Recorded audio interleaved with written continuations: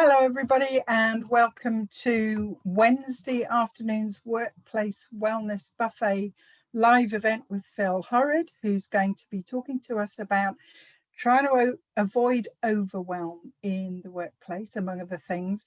We've all got this new normal to deal with, and he's going to help us to steer our way through all of that. So, Phil, with no further ado, I'm going to hand straight over to you.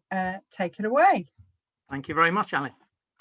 Yeah, so as Ali said, I'm going to talk to you today about occupational stress and occupational burnout, which is becoming sadly more prevalent, not just in this country, but pretty much across the world.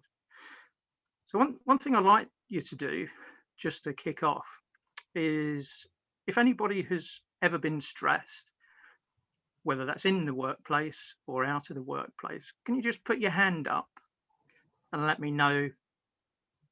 Just as I thought, I think we all sort of have suffered that from one point in time or another.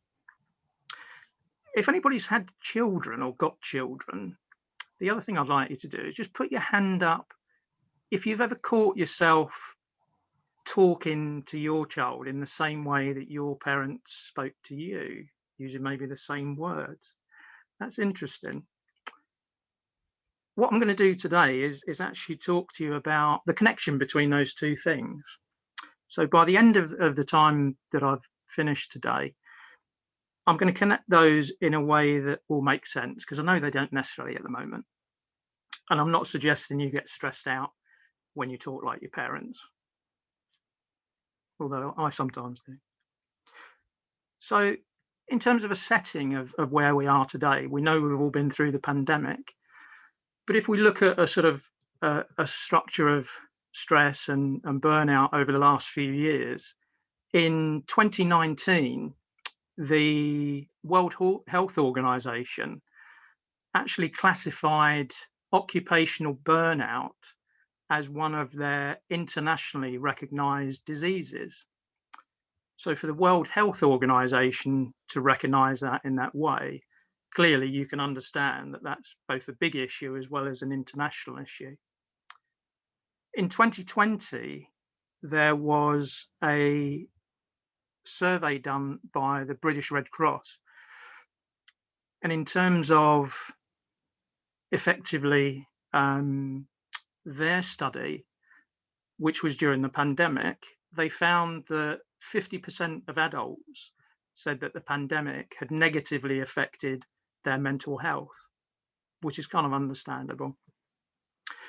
More recently, in 2021, another survey that was done of businesses, the chief executives of businesses, identified that 98% of chief executives believe that their employee mental health well-being is one of their top priorities to ensure that we can come out of lockdown properly, the pandemic properly, and the economy can properly grow, their organizations can grow, and also, more importantly, that their employees are healthy and have good well-being. So why is that? We know what's happening from these studies, but what's actually causing that? Well, we know that the pandemic's affected things.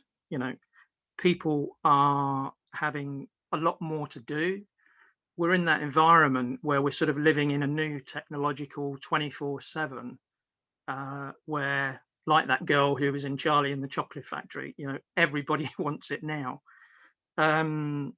Those people who have young children and elderly parents get themselves squeezed in the middle, where they're having to look after two generations, whereas in the past that wasn't the case. All sorts of things are happening, both in the workplace as well.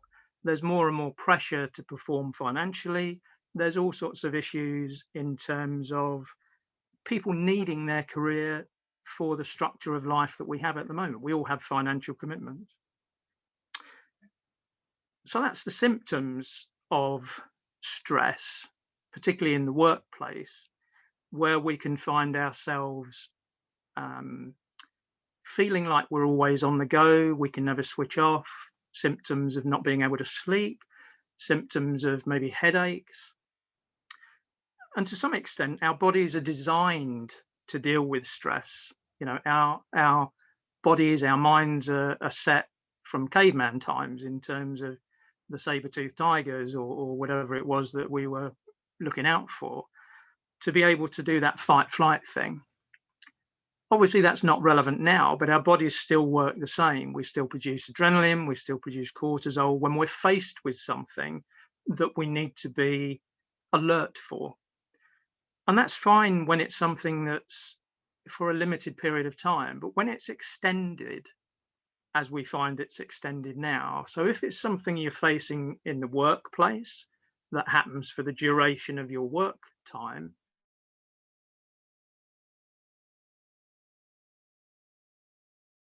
that stress, that stuff that's happening that's getting you and keeping you in that fight-flight mode, our bodies are not designed to do that. Our bodies are not designed to have that there all the time, and neither are our minds. Surprisingly enough, our bodies and our minds react in particular ways to that. Bodily, aches and pains, you might find, as we said, you have headaches. You might find later on, if you don't do something about it, that you will be more susceptible to heart attacks, to stroke, to all sorts of illnesses, physical illnesses.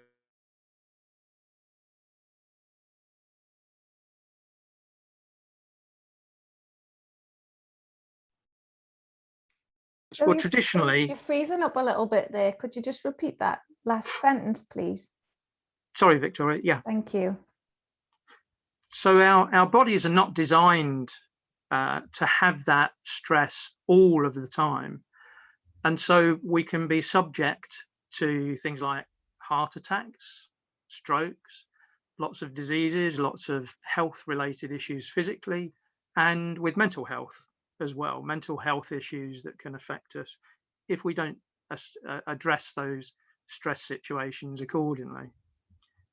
And what we've done as a society, quite rightly, is we've said to people, well, you need to deal with these symptoms by walking more, going out in nature. People go to spas much more often. If you look at the prevalence of people going to gyms for exercise, and all those things are great to do, healthy eating, they're all sensible things to do. But my question to you is, are they dealing with the true stress? Are they dealing with the symptoms of stress? And are they actually helping us to get rid of what's causing the stress, the actual causes of stress in the first place? And I believe that we tend to focus most of our activity on trying to deal with the symptoms, but we don't always deal with the causes. And a big part of that is because from an early age, we're not necessarily taught to identify those causes or have a strategy about how to deal with them. So in terms of giving you an example of what I mean by that, I'll kind of use myself and my own personal experiences. So when I was growing up, my family we're not well off, but we had a reasonable lifestyle. We had holidays. My dad used to love cars. I think he's still the only person I know who went out to buy a pair of slippers and came back with a sports car. To this day, he's the only person I know who did that. So when he was having some business dealings, he had a customer who didn't pay him. And as a consequence, he was forced into loads of financial debt, lost the sports car, lost our home. And that had a big impact, as you can imagine, on our family, on my dad, on everybody, a big trauma within our life. Well, how did that affect me? Well, from the point of view of, I was 18 at the time when he went bankrupt, and unconsciously it made me link in my head that going into the world of work, bearing in mind this was the 1980s, when there was a kind of a culture of, success equals money, how much money you earned and things like that. It was the day of the yuppie, if anybody is old enough like me to remember those people. So I, in my head, linked working hard with money, with success, mainly because I said to myself, I'm never going to go bankrupt. I'm never going to experience this again, because it was just so traumatic. So how did I respond to that? Well, what I did was I went into finance. I became a management accountant. I worked in business, worked in sort of financial institutions, and learnt about money. I managed my money. But I had that work ethic ingrained in me that I had to earn more, I had to do more, I had to be more secure. And over a number of years, that led to me basically destroying my marriage, because I was away from home so often. I worked so many hours a day. And essentially, I walked right into that thing that I was trying to avoid in the first place, which was losing another home during my divorce. So how did that experience affect me and change me? Well, very stupidly, it didn't.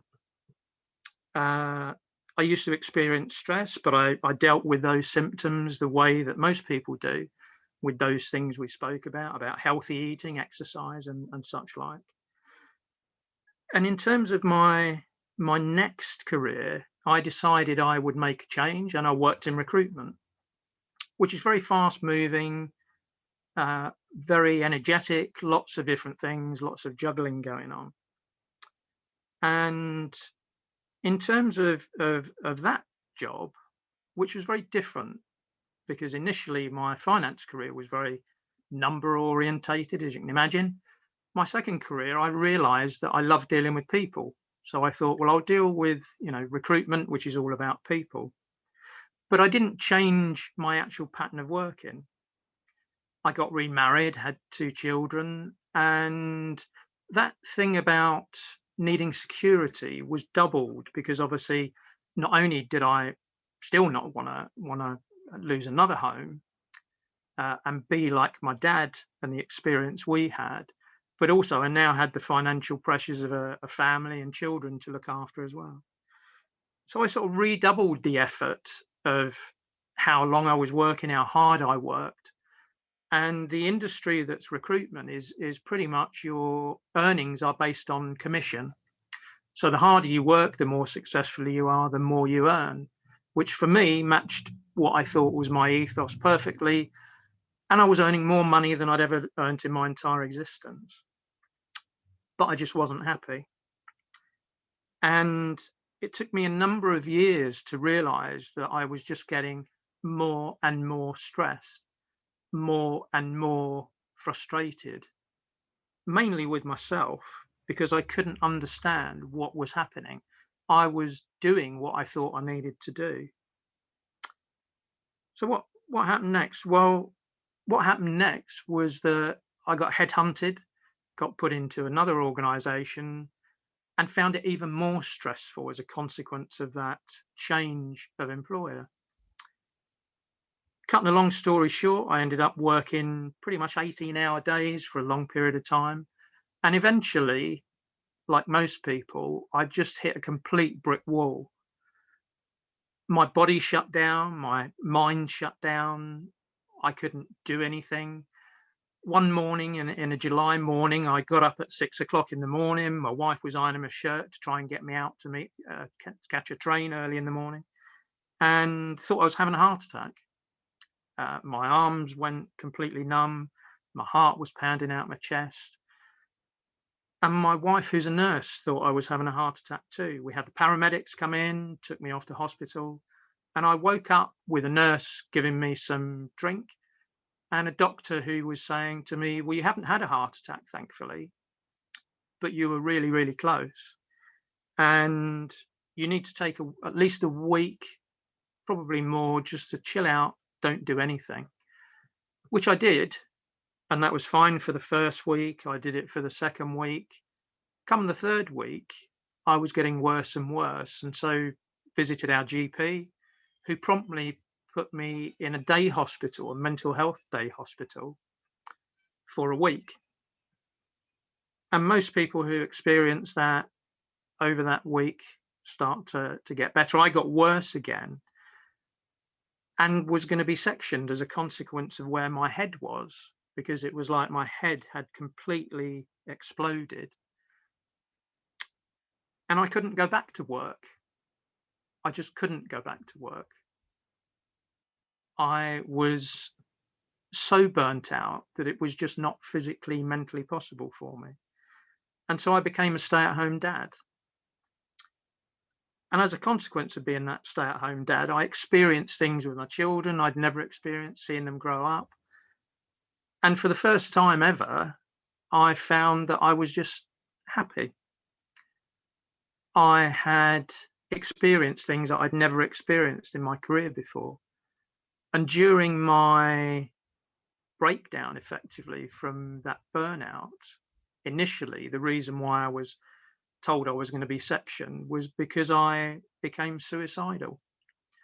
And the difference between being suicidal and then being able to be a stay-at-home dad and looking after my children was just like chalk and cheese. So why am I telling you all this? What's the point of what I'm saying? Well, when we came in and I spoke about who has been stressed, pretty much all of us said we've been stressed. When I said how many of us have experienced, if we have children, suddenly finding ourselves saying the same words to our children as our parents had said to us, the reason why our parents resonate so much in us, and that's how we are with our children quite often, is that from a very early age, our values, our beliefs, a lot of our personality comes from that period of time, comes from our childhood. And a lot of the time we don't recognize that. We use about 95% of our brains unconsciously, and only about 5, maybe 4% of what we do is we consciously do it. And that unconscious stuff is pre-programmed, a bit like a computer, to respond to things in a particular way. So my response to work, for instance, which is why I spoke about myself, was all ingrained within me about trying to avoid having a bankruptcy, having to lose a home like I'd experienced when I was younger. I hadn't realized that that had pre-programmed me. I'd never thought about it. I'd just done it. I just worked really hard. I just had what I felt was a belief that I had to earn as much as I could. I thought my value was around the thing of security for my family. And obviously we all have those things built within us. We all obviously want security for our family. But what I hadn't realized is how much I was driven by that one single thing. And so that thing about our parents and how we deal with our children is the same thing. We've had that sort of pre-programmed within us. And when I was saying about how we deal with the symptoms of stress, which are all fantastic things, walking in the park, eating healthily, they are great at dealing with the symptoms of stress and dealing with how we can help to feel better, but it's temporary. It doesn't necessarily influence the cause of the stress in the first place. And so what made a fundamental difference for me and why I became a coach in the first place is having help to get out of my burnout, having help to see that there was a future, a different future for me, where I didn't have to work hard, earn loads of money. I was able to work with a coach who changed my values, changed my beliefs into believing that we're here to live. We are here as human beings, not that thing of human doings. We are supposed to enjoy our lives. We're not supposed to be stressed all the time. And so it took me into a world of looking at what does that mean for me and other people? Well, what it means is that quite often the biggest issue in a job, in a career, and within an occupation is that the biggest stressor of anything isn't necessarily a boss you don't like, or something to do with your work volume. It's actually your own values and your own beliefs that may be completely in conflict with the organization you work for. So an extreme example of that is, somebody who has a huge value about the life of animals and how we should treat them. If they were working in an abattoir or they were working in an animal testing place, clearly they have a major conflict of conscience, major conflict of values. And that's quite an extreme example, but the same thing can happen with anybody, with any job. And part of that is because those values, those beliefs, as we spoke about earlier, are so ingrained within us. And quite often we don't recognize what those values are, those beliefs, similarly to what I'd experienced myself. And the reason why I'm talking to you today is to strongly encourage you that if you find that you are stressed all the time in work and outside work as a consequence of what you do as a day job, and that can influence your relationships, it can influence your health, as we spoke about, it can influence the rest of your time outside work, I'd really encourage you to think about your values, think about your beliefs, and do they match up? Do they align with what your employer's there to do? Do they align with what you do day to day? Do they align with your team? Do they align with what your boss does and how they operate?